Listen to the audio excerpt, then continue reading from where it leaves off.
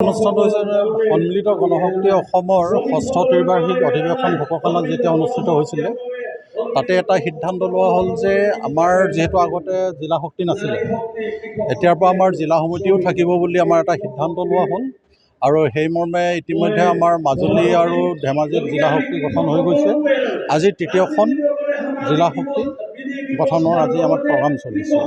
আমি আমাৰ সমিতিবিলাকৰ নামাকৰণ আগতে ধৰক কেন্দ্ৰীয় সমিতি, জিলা সমিতি বা ব্লক সমিতি বুলি নামাকৰণ দিছিলোঁ।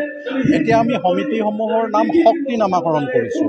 মানে যেনে কেন্দ্ৰ শক্তি, জিলা শক্তি, ব্লকবিলাক পৰ্যায়তো খণ্ড শক্তি, তাৰপিছতে পঞ্চায়ত পৰ্যায়তো শাখা শক্তি আৰু ৱাৰ্ড পৰ্যায়তো আমি তৃণমূল শক্তি নামাকৰণ কৰিছোঁ। আৰু ইয়াতে আজি দেখা গৈছে যে চিচি বৰগাঁও খণ্ড শক্তি আৰু জোনাই খণ্ড শক্তিৰ যুটীয়া উদ্যোগত যি জোনাই জিলা শক্তি গঠনৰ ইয়াত প্ৰক্ৰিয়া চলি আছে। এতিয়া ইয়াতেই যথেষ্ট উৎসাহেৰে অন্যান্য দলৰ পৰা আহি পেলাই সন্মিলিত গণশক্তি অসমত যোগদান কৰিছে। আৰু এই যোগদান প্ৰক্ৰিয়াৰ পৰা এটাই কথা আজি প্ৰমাণ পোৱা যায় যে আজি অসমৰ বুকুত আঞ্চলিকতাবাদৰ এতিয়াও যথেষ্ট প্ৰাসংগিকতা আছে। বিধানসভা কোনটো কৈছে? বিধানসভা কৈছে নে লোকসভা কৈছে? চাওক, আমি কথাটো হ'ল যে আমাৰ দৃষ্টিভংগীটো হৈছে যে কেৱল এজন MLA বা MP বা মিনিষ্টাৰ সৃষ্টি কৰাটোৱে আমাৰ মূল উদ্দেশ্য নহয়। আমাৰ মূল উদ্দেশ্য হৈছে যে আমি এটা সময়তে ৰাজনৈতিক সামাজিক সংগ্ৰাম গঢ়ি তুলিম আৰু তৃণমূল পৰ্যায়ৰ পৰাই আমি ৰাইজক ৰাজনৈতিকভাৱে সংগঠিত কৰি কেৱল মানে MLA নহয়, যদি আমি পাৰোঁ আমাৰ মানে যিমান পাৰে ক্ৰমান্বয়ে আমি আগুৱাই গৈ থাকিম। কিন্তু এইটোৱে মূল উদ্দেশ্য নহয়। মূল উদ্দেশ্য হৈছে যে ৰাইজক ৰাজনৈতিকভাৱে শিক্ষিত কৰা আৰু সামাজিকভাৱে দায়বদ্ধ কৰা। আলাপ আলোচনা চলাই আছোঁ, কিন্তু আজি তেওঁ গণশক্তিৰ মজিয়াৰ পৰা বেলেগ এটা বিজেপিৰ তেওঁলোক যোগদান কৰিছে, কিন্তু এইটো উন্নয়নৰ স্বাৰ্থত যোগদান কৰিছে। আমি এইটো সেইকাৰণে আমিও যিহেতু আমি উন্নয়নটো বিচাৰোঁ, উন্নয়নৰ স্বাৰ্থতে তেওঁক আমি বিজেপিত যোগদান কৰাৰ ক্ষেত্ৰত আমাৰ ফালৰ পৰা তেওঁক আমি অনুমতি প্ৰদান কৰিছোঁ। আৰু এতিয়াও আমি সন্মিলিত গণশক্তি অসম হিচাপে নেডাৰ অংশীদাৰ। আগন্তুক পঞ্চায়ত ইলেকশ্যন আহি আছে, MSC ইলেকশ্যন আহি আছে বা আৰু লোকসভাৰ নিৰ্বাচনো আহি আছে। এই তিনিওটা নিৰ্বাচনতেই আমি সন্মিলিত গণশক্তি অসমে মিত্ৰ ধৰ্মৰ নীতি অৱলম্বন কৰিয়েই আমি নিৰ্বাচনসমূহত অংশগ্ৰহণ কৰিম। এক ৰাজনৈতিক দল, উপ আঞ্চলিক ৰাজনৈতিক দল। এই ৰাজনৈতিক দলটোৰ ষ্ট্ৰাকচাৰটো আৰু এই ৰাজনৈতিক দলটোৰ তৰফটো কেন্দ্ৰীয় শক্তিয়ে সিদ্ধান্ত কৰি কিনে তাৰ মানে 4 তৰপীয়াকৈ বনাবৰ কাৰণে 5 তৰপীয়াকৈ এতিয়া বনাবৰ কাৰণে সিদ্ধান্ত লৈছে। এইটো কেন্দ্ৰীয় শক্তি থাকিব, জিলা শক্তি থাকিব, খণ্ড শক্তি, শাখা শক্তি আৰু তৃণমূল শক্তি। কিন্তু পূৰ্বতে আমাৰ ইয়াত জিলা শক্তি নাছিল, কিন্তু বিভিন্ন অসুবিধাৰ প্ৰতি লক্ষ্য ৰাখি কেন্দ্ৰীয় শক্তিয়ে জিলা শক্তি গঠন কৰিছে। বিধানসভাৰ সমষ্টিটোৰ ভিত্তিত প্ৰত্যেক বিধানসভা সমষ্টিত এটা জিলা শক্তি থাকিব। আৰু সেইমতে আজি আমাৰ জোনাই বিধানসভা সমষ্টিত 2টা ব্লক বা খণ্ড শক্তি আছে। এই 2টা খণ্ড শক্তিৰ যৌথ উদ্যোগত আৰু কেন্দ্ৰীয় কমিটিৰ 4জন পৰ্যবেক্ষকক নিযুক্তি দি কিনে আমি কেইজনক নিযুক্তি দি কিনে আজি সন্মিলিত গণশক্তি অসমৰ জিলা শক্তি গঠন কৰিবৰ কাৰণে অনুষ্ঠিত সভা হৈছে। আৰু ইতিমধ্যে আমাৰ 2টা কাৰ্যসূচী সমাপ্ত হৈছে, পতাকা উত্তোলন আৰু স্মৃতি তৰ্পণ। এই 2টা কাৰ্য সমাপ্ত হৈছে, কিন্তু এতিয়ালৈকে আহিয়ে আছে। আমাৰ মূল কাৰ্যসূচী এতিয়াও আৰম্ভ কৰিব পৰা নাই। আৰু কিছু সময়ৰ পাছত তাত 10:30 11টাৰ পৰা আমাৰ প্ৰতিনিধিমূলক সভা আৰম্ভ হ'ব। আৰু এই প্ৰতিনিধিত্বমূলক সভাতেই আমি এক শক্তিশালী আৰু 2টা খণ্ড শক্তিক মানে সামৰি কিনে চাৰিওফালৰ পৰা প্ৰত্যেকটো চুকে কোণৰ পৰা অহা প্ৰতিনিধিসকলক লৈ কিনে এটা যিসকল সন্মিলিত গণশক্তি অসমৰ কাৰণে উৎসৰ্গিত মনোভাৱ লৈ কিনে যিসকলে সাংগঠনিকটো আৰু বেছি মজবুত কৰিব পাৰে তেনেকুৱা ধৰণৰ সদস্যসকলক লৈ কিনে আমাৰ যি কৰ্মকৰ্তা আছে তেওঁলোকক লৈ কিনে আমি এক শক্তিশালী খণ্ড শক্তি গঠন কৰিম, জিলা শক্তি গঠন কৰিম। বাকী কাৰ্যসূচী অলপ পাছতে আৰম্ভ হ'ব, তাতে আপোনালোকক সহযোগ কৰিবৰ কাৰণে মোৰ ফালৰ পৰা পঞ্চায়ত নিৰ্বাচন আৰু লোকসভা নিৰ্বাচন দলৰ হৈ খেলিব না আপোনালোকক? আমি আমাৰ শক্তিটো আহৰণ কৰি লৈছোঁ। যদি আমি সন্মিলিত গণশক্তি দল কোনো এটা ৰাজনৈতিক দলৰ ওপৰত বেছিকৈ নিৰ্ভৰ নকৰোঁ। আমি স্বয়ংক্ৰিয়ভাৱে নিজেই নিজৰ শক্তিৰে আমি যিকোনো নিৰ্বাচনত অৱতীৰ্ণ কৰাৰ কাৰণে সিদ্ধান্ত লৈছোঁ যদিও এতিয়া যিহেতু লোকসভা নিৰ্বাচন হ'ব, এই লোকসভা নিৰ্বাচনটোত আমি গণশক্তি হিচাপে বিজয়ী হ'ব পৰাকৈ আমাৰ শক্তি কিমান আছে তাৰ ওপৰত নিৰ্ভৰ কৰিব। আৰু কোনোবা ৰাজনৈতিক দলত যিহেতু চৰকাৰ গঠন কৰিবৰ কাৰণে আমাৰ সমস্যাবিলাক সমাধান কৰিবৰ কাৰণে কোনোবা ৰাজনৈতিক দলৰ ওপৰত আমি নিৰ্ভৰ কৰিবলগীয়া হয়। সেইকাৰণে এই বিষয়বিলাক যিখিনি বিষয় আছে নিৰ্বাচনত অৱতীৰ্ণ হ'বলগীয়া যিমান বিষয় আছে এই বিষয়টো কেন্দ্ৰীয় কমিটিৰ আলোচনা সাপেক্ষে, কেন্দ্ৰীয় কমিটিৰ সিদ্ধান্ত সাপেক্ষেহে ইয়াত এইবিলাক বিষয় আলোচনা নহ'ব আজি। আজি সন্মিলিত গণশক্তিৰ জিলা শক্তি আজি গঠন হ'ব আৰু এই জিলা শক্তি এনেকুৱা যে প্ৰতিটো বিধানসভা সমষ্টিক লৈ একোটা জিলা শক্তি। সন্মিলিত গণশক্তিয়ে যোৱা দশকন অধিৱেশনত সিদ্ধান্ত গ্ৰহণ কৰিছে প্ৰতিটো বিধানসভা সমষ্টিক লৈ একোটা জিলা শক্তি গঠন কৰা হ'ব আৰু এই জিলা শক্তিত ইতিমধ্যে আমাৰ জোনাই খণ্ড শক্তি, চিচি বৰা খণ্ড শক্তি বুলি গঠন কৰা হৈছে আৰু দুটা খণ্ড শক্তি এক লৈ এটা জিলা শক্তি আজি গঠন কৰিব আৰু এই জিলা শক্তি গঠনত প্ৰায় আমাৰ 16শ প্ৰতিনিধি, আমি ভবাতকৈ অধিক প্ৰতিনিধি আহিলে। যিহেতু আমাৰ 16শ প্ৰতিনিধি আমি ইয়াতে নিমন্ত্ৰণ জনাইছিলোঁ, কিন্তু আহিলে আমাৰ 22শ প্ৰতিনিধি ইয়াত আহিলে। তো যাই লওক এই কথাটো আমাৰ কাৰণে ভাল ৰিজাল্ট, ভাল খবৰ অসমৰ কাৰণে। যিহেতু সন্মিলিত গণশক্তিক আজি কেইটামান মই আপোনালোকৰ নিউজত বা পত্ৰত দেখিছোঁ যে কোনোবা ৰাজনৈতিক দলত মাৰ্চ হ'ব বুলি কৈছে, কোনোবা ৰাজনৈতিক যোগদান হ'ব বুলি কৈছে, কিন্তু গোখাত মিছা। মই আজি অসমবাসীক আপোনালোকৰ যোগেদি মই স্পষ্টকৈ ক'ব বিচাৰোঁ যে সন্মিলিত গণশক্তি 2005 চনৰ পৰা গঠন কৰি আজি পৰ্যন্তলৈকে শক্তি বৃদ্ধি হৈছে আৰু আমাৰ শ্লোগান পৰিৱৰ্তন নহয় আৰু আমাৰ শ্লোগান এটাই থাকিব আৰু সেই শ্লোগানে ভৱিষ্যতে আমাৰ গণশক্তি আমি জীয়াই ৰাখিম। কাৰণ আমাৰ দিনক দিনে আমাৰ লগত মানুহ যোগদান কৰিছে।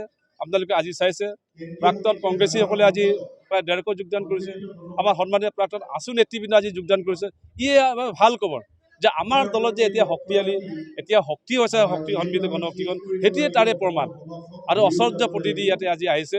গতিকে অসমবাসীক আমি জনাব বিচাৰিছোঁ সন্মিলিত গণশক্তিয়ে কোনো ৰাজনৈতিক দলত যোগদান নকৰে, কোনো ৰাজনৈতিক দলত আমি মাৰ্চ নহয়, সেই খবৰ ভূখাত মিছা। গতিকে আজি এই মঞ্চৰ পৰা আকৌ জনাইছে সন্মিলিত গণশক্তিৰ শক্তি বৃদ্ধি হ'ব আৰু আগন্তুক নিৰ্বাচনসমূহত বিশেষকৈ আপোনালোকে জানে উজনিৰ সময়ত প্ৰায় 22ৰ পৰা 23খন বিধানসভা সমষ্টিত আমি নিৰ্ণায়ক কৰোঁ।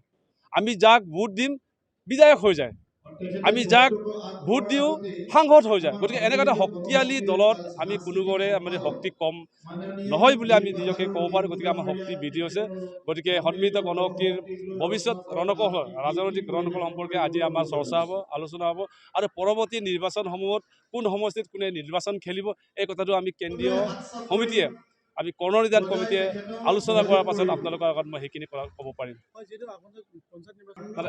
চাওক, সন্মিলিত গণশক্তিৰ জোনাই চিচি বৰগাঁও খণ্ড শক্তিৰ ভিতৰত যিখিনি পঞ্চায়ত আছে আমি প্ৰায় আমাৰ দখলৰ আছে।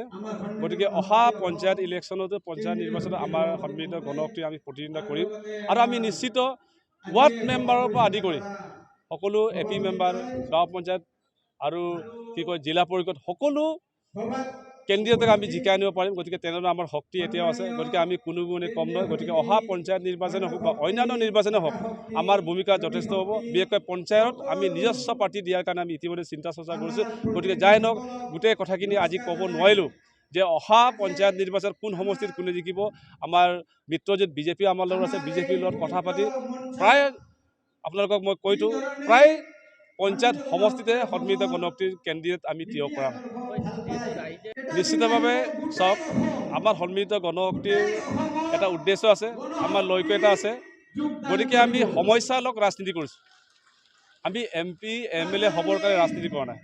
আমাৰ নিপীড়িত মানুহৰ সমস্যা সমাধানৰ কাৰণে সন্মিলিত গণশক্তি জন্ম হৈছে আৰু সন্মিলিত গণশক্তিৰ উদ্দেশ্য মাত্ৰ MLA MP কেলাই নহয়।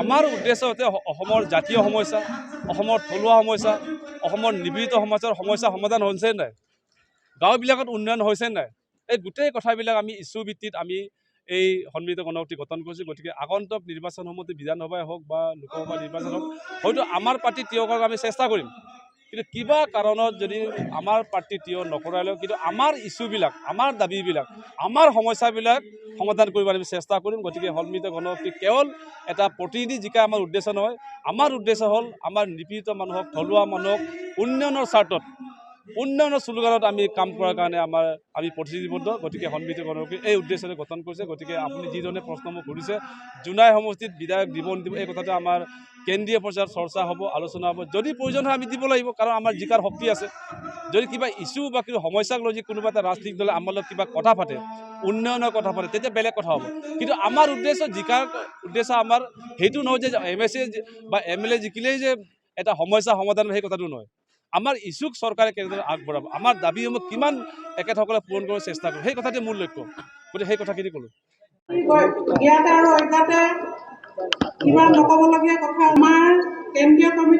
সম অধিকাৰ সমমৰ্যাদা আৰু সমন্বয়নৰ শ্লোগানেৰে 2003 চনত সন্মিলিত গণশক্তি অসমৰ জন্ম হৈছিল এটা বিশেষ পৰিস্থিতিত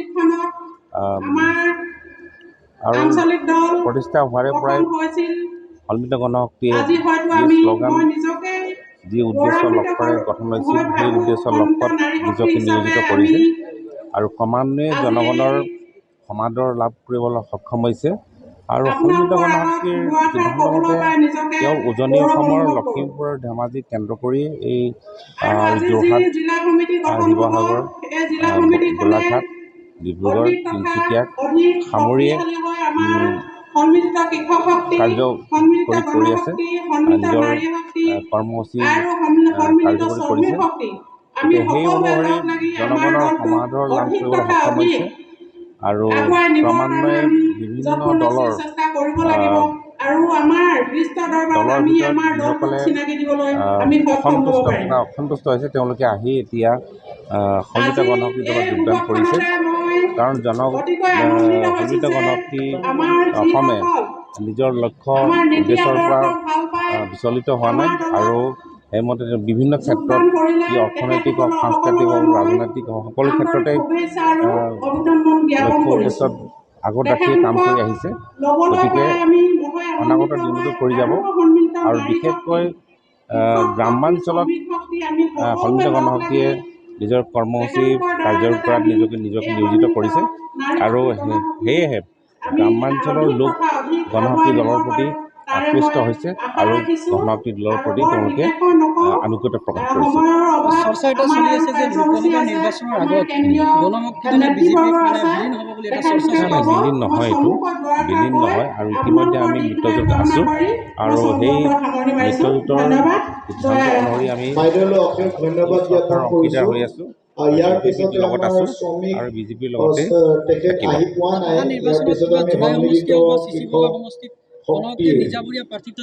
নহয় চাওক আমাৰ স্পষ্ট লক্ষ্য উদ্দেশ্য আছে আমাৰ কৰ্মসূচীত এই অৰ্থনৈতিকে হওক বা বিভিন্ন আন্তঃগাঁথনি উন্নয়নৰ কথাই হওক বা ভূমি অধিকাৰে হওক বানপানীৰ সমস্যাই হওক বা অন্যান্য যিবিলাক জনগোষ্ঠীয় সমস্যা আছে ইয়াতে সেই সমস্যাবিলাকৰ সমাধানৰ পক্ষত সন্মিলিত গণশক্তি আছে আৰু বৰ্তমান চৰকাৰে এই বিষয়বিলাকত তেওঁলোকে মনোনিৱেশ কৰিছে আৰু এই সমস্যাবিলাক ক্ৰমান্বয়ে সমাধান হোৱা দেখিছোঁ গতিকে ইয়াত প্ৰতিনিধি পঠোৱাৰ স্বাৰ্থত সন্মিলিত গণশক্তিৰ প্ৰতিষ্ঠা কৰা হ'লে সমস্যাবিলাক সমাধানৰ ক্ষেত্ৰতহে সন্মিলিত গণশক্তিয়ে নিজকে নিয়োজিত কৰিছে গতিকে যিটো চৰকাৰত থাকি সমস্যাবিলাক সমাধানৰ এটা পথ প্ৰশস্ত হৈছে তেনে ক্ষেত্ৰত আমি প্ৰতিনিধি নিক্ষেপ কৰাটো আমাৰ মূল বিষয় নহয়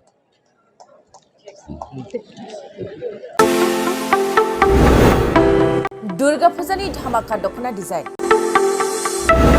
दखना फालांगिरि खालामग्रा बिथांमोननि थाखाय अदालगुरि सरनि रयेल बड फेशन हाबा लानानै फैदों फुजानि गोदान गोदान डिजाइननि दखना गेमस्रि गाननाय दखना मिथि गाननाय दखना थाइलेण्ड दखनानि धामाका दखनानि डिजाइन